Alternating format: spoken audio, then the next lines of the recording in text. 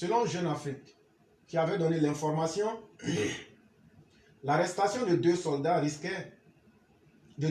français à Bamako risquait de tendre encore un peu plus les relations entre le Mali et la République française.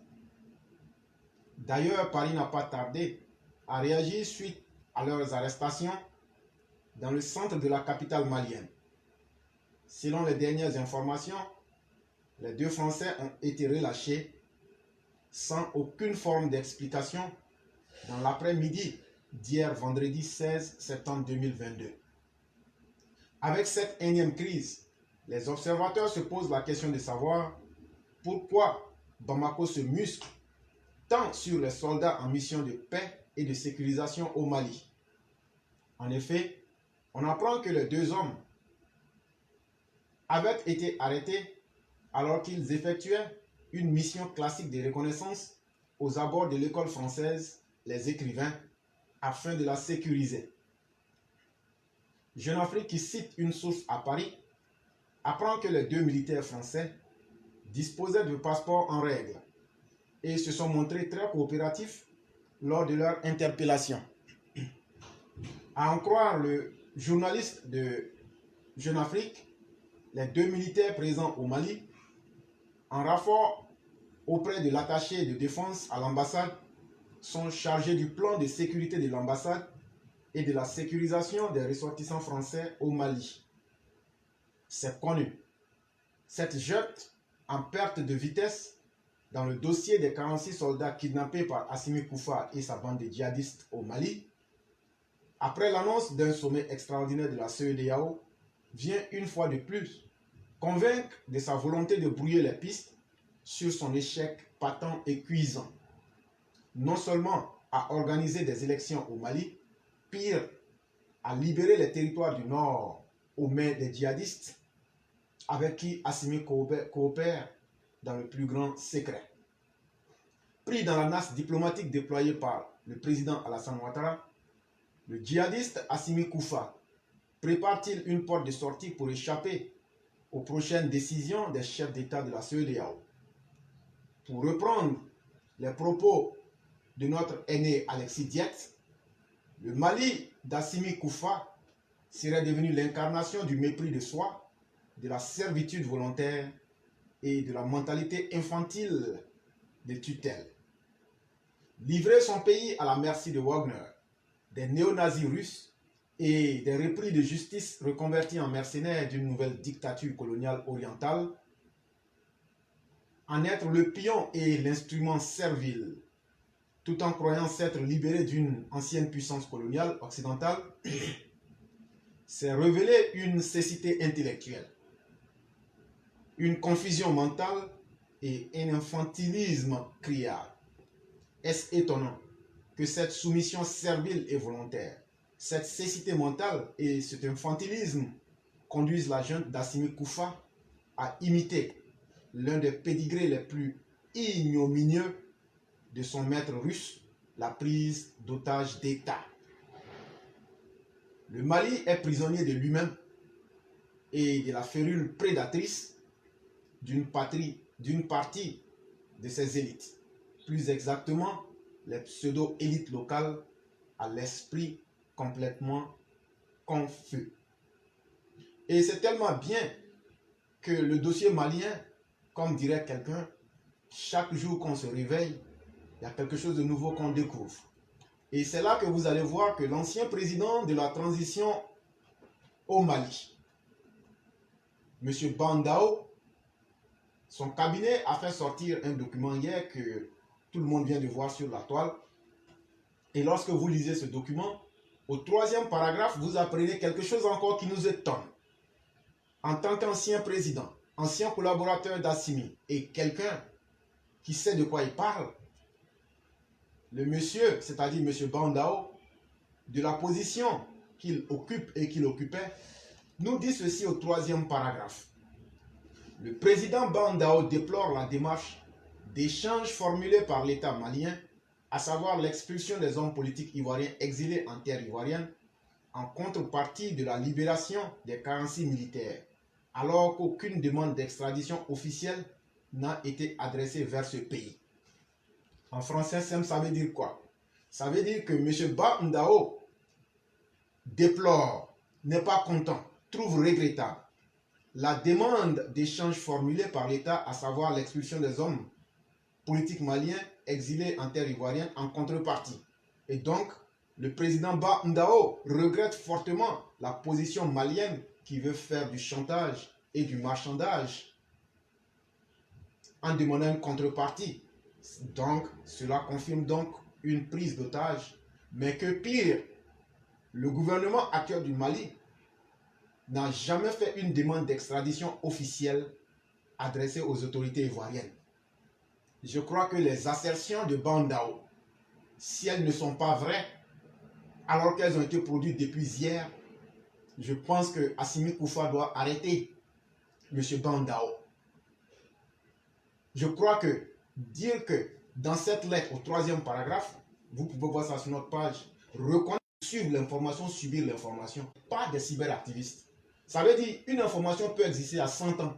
Quand moi je vais reprendre et puis je vais analyser là, tu vas découvrir quelque chose, tu te dis mais donc c'est comme ça. C'est ça le rôle de notre plateforme. Et donc pour beaucoup de Maliens, ils disent mais c'est faux, l'Allemagne ne soutient pas la Côte d'Ivoire. Et que regarde même la date, c'est depuis le 13. Et gentiment, vous pourrez voir dans les commentaires, je leur ai fait comprendre que lorsqu'on va à l'école, il y a ce qu'on appelle l'analyse et le rapprochement des faits. Votre porte-parole est sorti. Le 15, il a produit une déclaration. Et je crois au 4e paragraphe, il a démontré que eux, la junte au Mali, ont contacté des représentants diplomatiques allemands le 7 août 2022 à Bamako et que ces personnes-là lui ont dit que eux, ils ne reconnaissent pas les Ivoiriens qui ont été arrêtés, ni de près ni de loin, liés à leur service au Mali. Allez reprendre le communiqué numéro 38 de votre porte-parole qu'il a lu avant-hier. Et ce que je voulais démontrer que ce que ce monsieur-là a inventé, ce 15 septembre 2022, dans le 4e paragraphe de son communiqué numéro 38 de la junte au Mali, était un pur mensonge. Et j'ai donc fait un rapprochement des faits pour que les gens comprennent que d'abord c'est tellement faux que lui, ce qu'il dit, qu'ils ont contacté des diplomates qui disent qu'ils ne reconnaissent pas les Ivoiriens. J'ai donc pris la première position des Allemands qui date du 13 juillet 2022. Alors que lui nous dit qu'il a rencontré ces personnes le 7 août 2022. Et donc, quel est le premier fait? Le premier fait, c'est ce que les Allemands ont dit le 13 juillet 2022 et ils n'ont jamais changé leur position. Et tout le monde voit ça. D'abord, ceux à qui, si ce qu'il dit est vrai, est-ce que vous avez vu un diplomate être plus puissant qu'un ministre de la défense d'un pays? Ça doit amener les gens à réfléchir. 2, ce que la ministre allemande des armées a dit, elle est pleinement dans son rôle et en demandant la libération des militaires ivoiriens, elle sait les implications qui ont conduit ces Ivoiriens là-bas. Et donc ce ne sont pas des mercenaires. Deuxième chose, donnez-moi le nom d'un autre pays sur la planète Terre qui a fait une déclaration, à part l'Allemagne, de libérer les soldats ivoiriens, sauf dans le cadre global international. L'Allemagne a pris sur elle la responsabilité en tant que pays de demander leur libération. Ça encore, ça prouve que ces soldats ne sont pas des mercenaires. Mais qu'est-ce que les Allemands ont fait? Ils ont attendu, le 11, vous avez fait votre premier communiqué. Le 12, les Ivoiriens ont réagi. Le 13, les Allemands ont parlé. Les Allemands voulaient peser la position des deux pays pour pouvoir prendre le chemin de la vérité. C'est ce que je voulais prouver. Mais pour arriver à un tel exercice, il faut véritablement aller un peu à l'école et savoir comment faire l'analyse d'informations. Détention des 46 soldats ivoiriens, comment la junte malienne a torpillé la médiation. Jusqu'où ira Assimi Goïta, le chef de la junte militaire au Mali? La question, en effet, mérite d'être posée au regard des tournures que les événements prennent. Le 11 juillet 2022, soit 24 heures après l'arrestation des soldats ivoiriens, le président de la République, Alassane Ouattara, et le chef de la junte malienne s'entretiennent au téléphone. Le Mali semble disposé à libérer les soldats ivoiriens. Assimi promet de faire un retour au chef d'État ivoirien. Puis, plus rien. Pressé par son entourage de prendre des mesures de rétorsion, le président Alassane Ouattara est catégorique. Pas question de faire payer aux millions de Maliens les erreurs d'un groupe de personnes. Les pouvoirs se succèdent, mais les liens de fraternité demeurent. Le président ivoirien accepte de donner une chance à la médiation. Le Togo prend le dossier en main. Le premier round des négociations échoue. La raison, le Mali réclame des regrets de la part de la Côte d'Ivoire. Abidjan refuse catégoriquement. Au second round, le 3 septembre 2022, il y a une nette évolution. Le Mali libère les 3 femmes parmi les soldats et les remet au médiateur togolais. Un communiqué sanctionne la rencontre. Selon une source proche de la médiation, les 46 autres soldats ivoiriens devraient regagner Abidjan en semaine après, soit le 10 septembre 2022. Mais le 9 septembre 2022, tout se gâte à nouveau. La fermeté du président Buhari. Le président du Nigeria dépêche son ministre des Affaires étrangères remettre un courrier à Assimi Goïta. Le courrier est clair. Libération sans condition et sans délai des soldats ivoiriens. Le message est royalement ignoré, puisque quelques heures après, un communiqué de la présidence malienne vient tout remettre en cause. Le Mali réclame clairement un échange. Les soldats ivoiriens contre d'anciens dignitaires du pouvoir malien déchu. Le fils du président Ibrahim Boubacar Keïta, Karim Keïta, en fait partie. La junte malienne venait de dire haut ce qu'elle murmurait tout bas. Aujourd'hui, Abidjan accuse le coup sans véritable surprise, puisque dans la médiation, l'on soupçonnait le Mali de vouloir faire du chantage. Pendant la médiation au Togo, un émissaire malien ne cessait de demander un geste à la Côte d'Ivoire à la suite de la libération des 3 soldats, confie une source proche de la médiation. Au Togo, c'est toujours le statu quo. Le président togolais, qui avait donné l'assurance au président Alassane Ouattara du règlement rapide de ce problème, semble également dépassé. Son ministre des Affaires étrangères, M. Ducet, est soupçonné de ne pas jouer franc jeu. Il est proche d'Assimi Goïta. Cette proximité aurait pu permettre de faire fléchir le chef de l'État malien. Malheureusement, elle profite plus au Mali qu'à la Côte d'Ivoire, se plaint-on à Abidjan. Parallèlement au Togo, plusieurs médiateurs ont tenté une négociation. La Mauritanie, qui n'est plus membre de la CEDEAO, s'y est essayée en vain. Idem pour l'Algérie, qui a exigé la libération des militaires ivoiriens sans succès. Le président sénégalais s'est lui-même rendu au Mali à cet effet. Un plat de fonio plus tard, Macky Sall repartait confiant avant d'être désillusionné.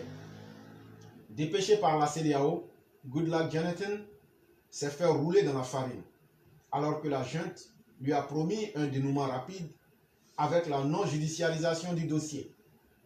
Il apprend, choqué, que les soldats ivoiriens sont mis sous mandat de dépôt. À l'évidence, le Mali n'est pas coopératif. À Bamako, la situation est tout autre. Après le communiqué de la présidence malienne, Assimi est aussitôt contacté par un chef d'État de la sous-région à qui il confie avoir découvert le communiqué sur le site de la présidence. Coup de bluff ou réalité, rien n'est moins sûr. C'est clair que la junte malienne est elle-même divisée. Le collège des putschistes maliens a des divergences sur pas mal de questions, dont le dossier ivoirien, confie une source malienne. Le premier ministre malien est lui-même embarrassé. Assimi n'est pas le seul à décider, insiste notre source.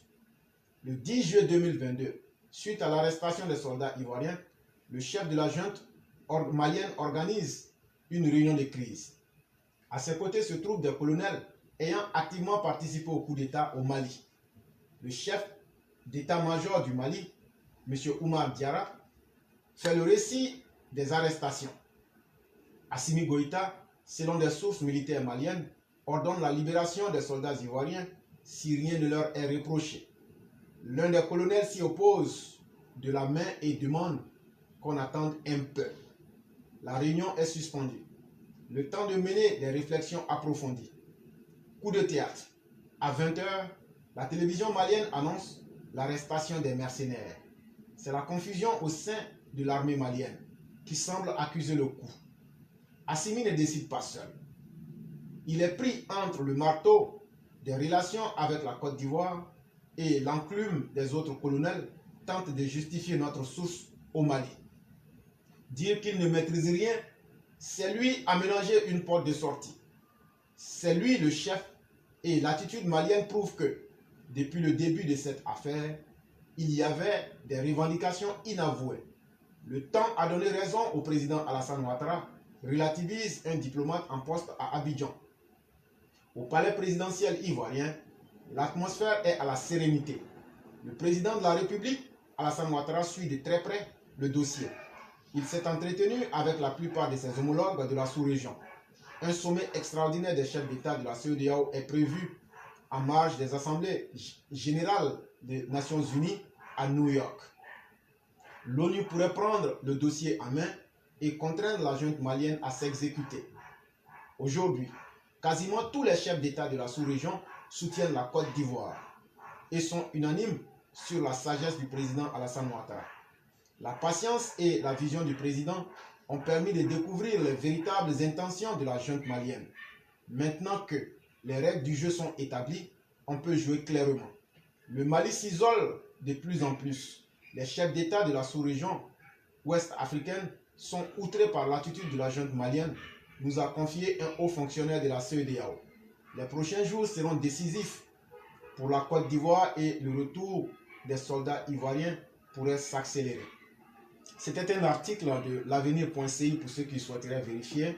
Et encore, ce qui est le plus intéressant, durant toute la lecture que je faisais, vous avez vu, pour ceux qui ont bien suivi, que la junte malienne n'est pas seulement divisée, mais il y a la main de Soro Guillaume. Mais ce que je vais vous dire aujourd'hui qui va aussi vous étonner, il y a la main aussi de Laurent Gbagbo dans les négociations. Et souvenez-vous quand Laurent Gbagbo dit qu'eux, ils ont leur propre canon qu'ils peuvent utiliser. Avec tout ce qu'on a pu recueillir en termes d'informations que beaucoup ne savent pas, Laurent Gbagbo est même impliqué dans l'attaque du camp de Kati qui s'est passé, je crois, en juillet. Et lui et Franklin Nyamsi en savent beaucoup. Et Laurent Gbagbo a même financé cette attaque-là. Et donc Laurent Gbagbo ne fait pas semblant. Tu vas assumer ce que tu fais tôt ou tard.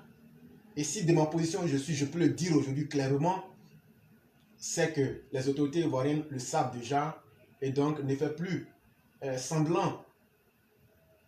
Tout est déjà connu et tu vas devoir tôt ou tard assumer tes turpitudes.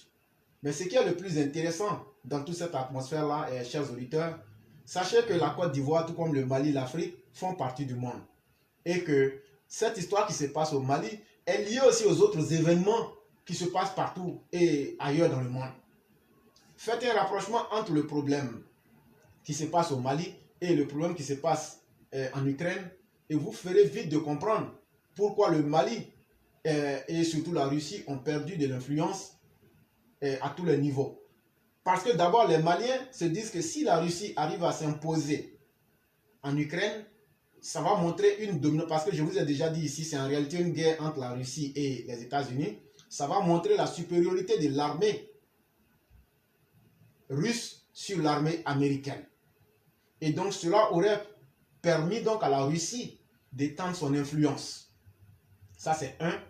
Mais malheureusement pour eux, si les choses se passent mal pour la Russie ne pourra pas se focaliser sur le Mali. Et donc actuellement, Dieu merci, les choses se passent extrêmement mal pour la Russie en Ukraine en ce moment, avec des échecs qui se répètent. Et la Russie est tellement prise au dépourvu qu'elle est obligée même d'aller dans les prisons, de recruter des prisonniers qu'elle forme sommairement pour les mettre là comme de la chair à canon. Mais le plus intéressant encore, la Russie même, ses munitions ont lourdement diminué Et cette guerre qui ne devait pas dépasser les 72 heures, la Russie s'est retrouvée en face même de ses plus grosses contradictions. Et donc aujourd'hui, les conséquences de l'échec actuel, en tout cas en Ukraine, font que la Russie est plus focalisée aujourd'hui sur l'Ukraine pour essayer de défendre d'abord ses intérêts les plus vitaux, plutôt que de s'intéresser à un Mali qui a des milliers de kilomètres. Et donc ça fait aujourd'hui que son bras séculier qui est Wagner, aujourd'hui la Russie même a pris beaucoup de Wagner pour concentrer dans la guerre qu'elle est en train de mener à l'Ukraine. Et cela affaiblit maintenant la présence et l'efficacité même russe en Afrique. En tout cas, selon ce qui se passe en ce moment, ça affaiblit la position russe en Afrique. Et c'est tellement bien fait, et c'est tellement bien dit, qu'aujourd'hui, cela mélange complètement les calculs même de la junte qui comptait tellement, au lieu de compter sur soi-même, qui comptait tellement sur la Russie, qu'elle se retrouve totalement perdue. Et nous avons dans ce sens une analyse qui vient encore étayer davantage ce que je suis en train de dire, et je vais vous faire écouter cette analyse. Après Kiev, Kharkiv. En 6 mois, l'armée russe aura subi 2 revers, 2 défaites. Et apparemment, Vladimir Poutine et ses généraux n'avaient pas tiré la leçon de ce qui s'était passé à Kiev. Les mêmes erreurs ont produit les mêmes effets. Un renseignement déficient, une surestimation de ses forces et une sous-estimation de celle de l'adversaire. Aujourd'hui, la contre-offensive éclair des Ukrainiens à Kharkiv a mis en lumière les 4 infériorités de l'armée russe. Infériorité dans le renseignement, infériorité dans les motivations des troupes, infériorité en nombre de soldats. Aujourd'hui, l'armée ukrainienne a des effectifs nettement supérieurs aux troupes russes engagées en Ukraine. Infériorité enfin dans le matériel. Les armes occidentales, plus sophistiquées, plus électronisées, ont fait la différence. En fait, l'armée russe est restée au temps de l'époque soviétique. C'est une armée qui ne s'est jamais battue face à une autre armée bien équipée. En Syrie, à Alep, ce sont les Spetsnaz, les forces spéciales russes infiltrées chez les djihadistes qui ont fait le boulot avec l'appui de l'aviation. En Tchétchénie, c'est Kadyrov qui a vaincu les rebelles. Et en Géorgie, il n'y avait personne en face. Les innombrables décorations des généraux russes n'ont pas été gagnées sur un champ de bataille. Et ce qui frappe aujourd'hui, c'est la vulnérabilité des troupes russes aux armes modernes, aux missiles. On avait vu à Kiev les dégâts causés par les missiles anti-chars. Les missiles antiaériens empêchent l'aviation russe d'avoir la maîtrise aérienne. Leurs pilotes et ceux des hélicoptères ont la hantise de se faire descendre à quelque altitude que ce soit. N'oublions pas non plus les missiles sol-mer, apparemment très efficaces contre le croiseur Moskva, et qui bloquent en quelque sorte la flotte russe de mer Noire dans ses manœuvres. Au cours des dernières semaines, les Russes se sont fait manipuler par les Ukrainiens et n'ont pas vu venir la contre-offensive de Kharkiv. Le plus grave sans doute pour Poutine, ce sont les images de propagande montrant les soldats russes fuyant et abandonnant matériel et munitions. Très mauvais pour le moral des troupes et pour celui de la population russe. Poutine n'a pas voulu mettre le paquet face à la résistance ukrainienne. Il n'a pas voulu décréter la conscription mobilisée. Peut-être parce que si la population le soutient depuis le début de son opération spéciale et dans sa croisade contre les Occidentaux, ce soutien serait moins fort en cas de mobilisation générale. Mais on voit bien, depuis des mois, que l'armée russe piétine. Elle manque d'effectifs. Elle manque surtout d'effectifs compétents. Les quelques milliers de morts et de blessés des premiers jours au sein des forces spéciales et des parachutistes font aujourd'hui cruellement défaut. Sur le terrain, ceux qui se sont le plus battus, ce sont les troupes des séparatistes du Donbass, très motivés, et les Tchétchènes de Kadyrov. Bref, les Russes manquent de troupes d'élite, alors que les Ukrainiens, eux, les ont reconstituées. Ils ont laissé pendant des mois les réservistes de la défense territoriale se faire massacrer par l'artillerie russe, pendant que leurs troupes d'élite étaient entraînées par les anglo-saxons dans l'ouest de l'Ukraine, mais aussi en Pologne et ailleurs dans les pays de l'OTAN. Clairement, l'OTAN est à la manœuvre depuis le début de cette guerre, par son renseignement, par ses matériels, par ses instructeurs. Pour les anglo-saxons, l'Ukraine est le moyen de tester en grandeur nature les guerres d'aujourd'hui et de demain, alors que les Russes s'étaient préparés à la guerre d'hier. Reste que l'on entre dans une zone particulièrement dangereuse. Car Vladimir Poutine est en quelque sorte coincé là où il ne s'y attendait pas. Il avait réussi sur le plan diplomatique à obtenir la neutralité d'une bonne partie du monde. pays africains, d'Amérique latine, d'Asie et du Moyen-Orient. Sur le plan économique, les sanctions occidentales montraient leurs limites. La Russie continuait d'engranger des excédents commerciaux grâce à la hausse des prix du pétrole et du gaz. Et de nouveaux clients remplaçaient les Européens. Et le rouble était au plus haut. Or, toute cette stratégie est mise à mal car sur le terrain, l'armée russe est incapable de tenir la distance. Dès lors, on entre dans la zone de tous les dangers. À Moscou, la faction ultranationaliste, qui n'est pas négligeable, va pousser Poutine à décréter la mobilisation générale et à se lancer dans la grande guerre patriotique avec tous les moyens nécessaires. Mais on ne bâtit pas une armée moderne en quelques semaines ni en quelques mois. Dans l'état actuel des choses, l'armée russe serait bien incapable de quelque opération contre les pays baltes, la Finlande ou d'autres pays de l'OTAN. Bref, face à l'OTAN, elle ne ferait pas le poids. La tentation serait grande alors de passer à un stade supérieur, pour peu que les Ukrainiens poursuivent leur offensive face à la désorganisation des Russes. Le franchissement d'un seuil dans le conflit, celui de l'utilisation de l'arme nucléaire tactique, ne peut donc pas être écarté. Comment éviter une telle escalade? D'autant que les faucons ukrainiens, qui sont nombreux eux aussi, ont envie de pousser leur avantage. Et qu'au sein de l'OTAN, certains veulent aller jusqu'au bout, c'est-à-dire reconquérir tout le Donbass et la Crimée, quitte à recevoir quelques impacts nucléaires. Oui, la situation devient dangereuse. À l'époque soviétique, il y avait à l'intérieur du bureau politique du parti des approches différentes des débats. On savait jusqu'où ne pas aller trop loin. Là, Poutine est dans sa tour d'ivoire. Y a-t-il des hommes, des forces, qui sont capables de se faire entendre et de lui expliquer qu'il faut trouver une voie de sortie honorable? Les Chinois pourraient jouer ce rôle, Erdogan aussi. Encore faudrait-il qu'en Occident et chez les Anglo-Saxons, les mêmes voix raisonnables fassent comprendre aux Ukrainiens qu'ils n'ont pas intérêt non plus à vouloir aller un pont trop loin. Inafo otaji donc aina nanta ya nganta doma malien munu ba bulu au dama au ka mo munu ba bulu amu doma donc akera ko were donc am sika permettre ka ndado akumala donc na ye bekmana asimu fe ni koina bekmana fe ka dese karamogo kumana Côte d'Ivoire karamogo be kuma chugumi Mali karamogo be kumati activiste kumana président kumana do yere déplace président yere déplacement ngé kana Nicolas ako do de be farala ka dongo fente bolala akuma kunye au départ kambu considéré comme les mercenaires ko kuma te ka fotuguni oh ko ka échanger ke oh duminu échanger mununa ulu bora unyana Mali kona ya akera ubenyana ya bubu kumba ure bolo bubu sisi akumba ure bolo ibeka mnele aure amine abora ka otomi akumemi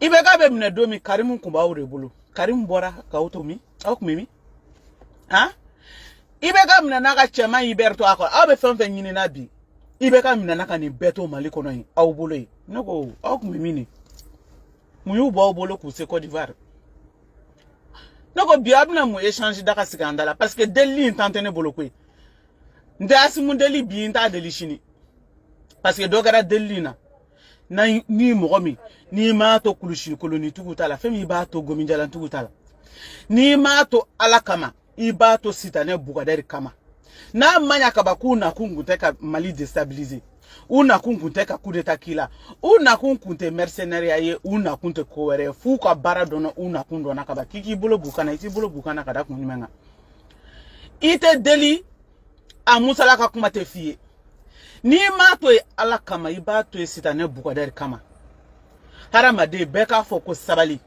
beka fo karsa tota femi président munu yeta nyokonke asimu ulaba na to ko mi beado mi ngo kontato mo kotala ko mi sekola koni ala bora yo kone de be kone de be sekola konte nteto slametala ntato chrétien tala ntato fantantala ntato famatala ulula bana to ko mi femi o jiebe o asimu munu bonyana ni sekola bonyanu bolo ni fanga bonyanu bolo nu ko kulude ala e ko furauna na nyogon femi ulula bana to ko mi be o asimu femi sebiye kuma mi be sabali ne bawo de fone yana kone de ibe setuye ka sabali parce que sabali baka de kadi alay kore la ko chaman taraka adanega ne sabali la ne murutira ro mi oye murutile mais ka setu ye ka sabali o de kadi ala ye sabali baga de kadi ala arsime ko keti sabali kada ku manga ibse ka fa malien ya parce que ibna toni na ibna malien don bla en danger on na to en na ja Côte d'Ivoire ko anti ja ko bi anti ja ko shini on ta to du ibna anga tranquillité trouble muna quand se ka ta nyera soro anga jamana wore kono an kerefe jamana kono an badema una sijima o chema kan ka tranquillité be trouble no kan be sran kan man ko fle ka nyefle muna parce que qui est juguma ye jijugu ta ka da unya ka kuko utasara na mo koni fi abe fi makuma mi ko sabali odi sabali kumai Kiki bolo bo mo kana ko ku échanger jona ibu ku échanger munu na uluma buinya na ya muna mu mine ibe ka 40 soldats nunu iye muso sababla ibe ku échanger mo munu na ko kana uludi ema ne ku ma bui ko uinya na maliko na ibe ka mine domi ni chen kelengelen be me maliko na ne ku ma buinya na ya imu mine muna imu datu ku muna Kibina na prétexte de nyini ka guerre déclenchée ni Côte d'Ivoire tchani te prétexte nyini ya suna ni bema boye nyakoro maliko na ya ube kunte ya ube bora inyana yi ibna mu candidat éliminé dam na andala ni to te fukoyere ni candidat éliminé ta kwe candidat de bibolo asimi be faka boa ika candidat bo alakama iki nya bo candidat to la parce que les candidats éliminés de ni te échanger ibe fere ka do éliminer de ka bot tapika jagu ala kana ni tay ni mi bulu na na ka de mo ya me vota yake na mani malien o te vota yi jagu ate munu tori bolo yi ulu ni ma boy bolo ya bubay ku mi bolo isara ku lu juge ya filibi bolo bolo isara ko juge ya donc mo bita walde on ta ku dima mu na ku ni karaba ni fengo do